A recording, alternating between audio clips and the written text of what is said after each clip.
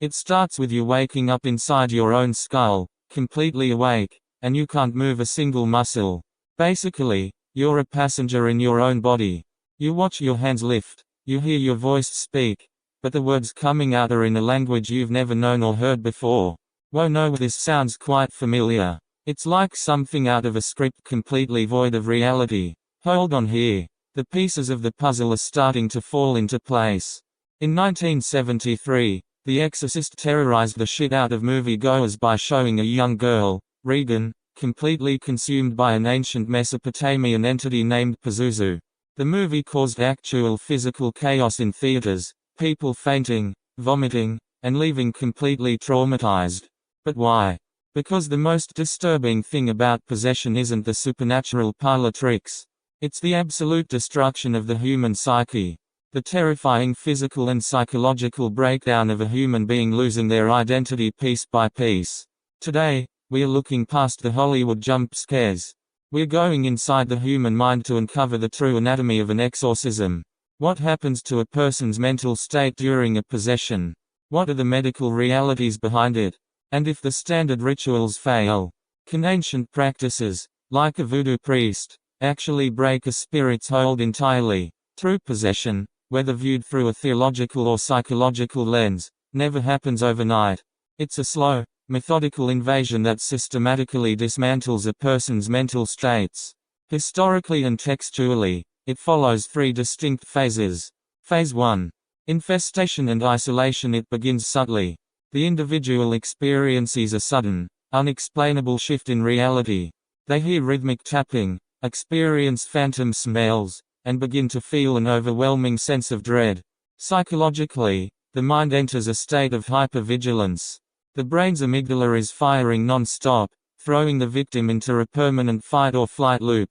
They withdraw from loved ones, becoming entirely isolated. This is exactly where the entity wants them, alone in the dark. Phase 2. Obsession. The individual's ego, their sense of self, is actively attacked. They experience severe cognitive dissonance. Uncharacteristic thoughts, deep depression, and sudden bursts of violent rage flood their consciousness. In The Exorcist, this is the exact turning point where sweet, innocent Regan begins using foul language, showing hyperaggression, and lashing out at her mother. The victim's brain is working overtime, trying to filter out a hostile internal takeover, leading to severe depersonalization. They look in the mirror and no longer recognize the person looking back. Total subjugation and physical mutation. This is where the most disturbing element takes over, the complete warping of the physical and psychological self. Once the host's willpower is completely broken, the entity takes full control. But the horror isn't just mental, the physical toll is catastrophic. The human body under total possession undergoes radical changes.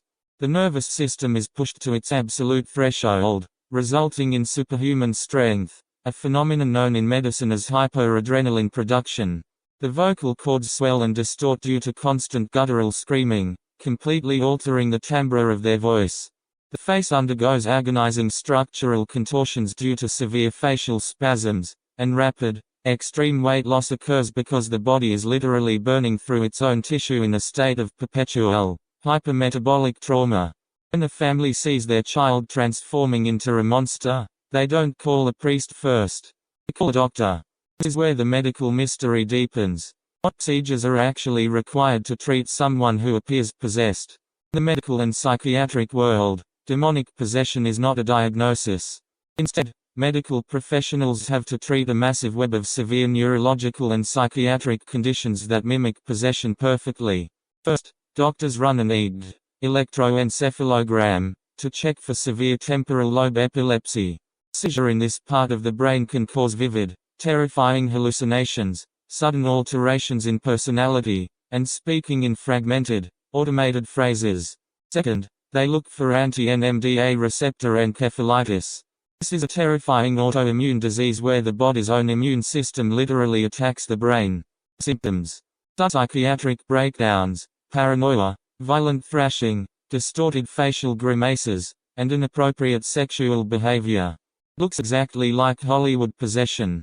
To treat it, doctors have to perform intensive medical procedures, heavy immunotherapy, plasma exchanges, and massive doses of corticosteroids to stop the brain from destroying itself.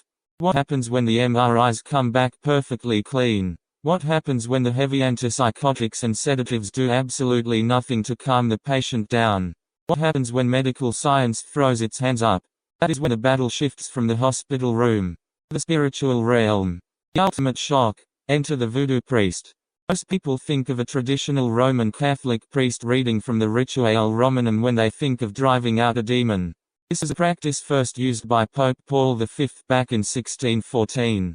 Rituale Romanum served as the definitive manual for priests performing solemn exorcisms for nearly the last 4 centuries. But across the globe, different cultures have entirely different, and sometimes far more aggressive, methods to break the hold of a malevolent spirit entirely. To the world of Vodou. Traditional Haitian and West African Vodou, spirits known as Loa regularly interact with humans. Unlike Western concepts where a demon like Pazuzu forcefully tears its way into a victim to destroy them, Vodou sees spirit possession as a sacred, structured event when invited.